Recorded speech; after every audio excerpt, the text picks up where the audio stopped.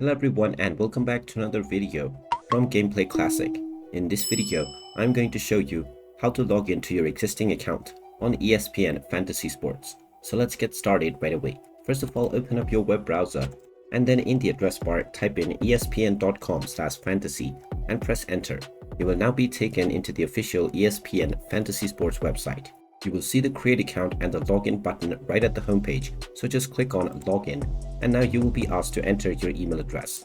Type in the email address that you have used while signing up for your account and click on continue.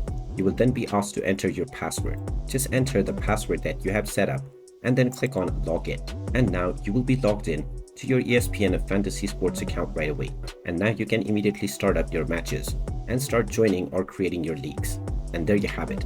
That is how easy it is to log into your existing account on ESPN Fantasy Sports. If you find this video helpful, make sure you hit that like button and subscribe to our channel if you haven't done so already. Also ring that notification bell to never miss another update from us. Thank you for watching and I will see you again in the next video.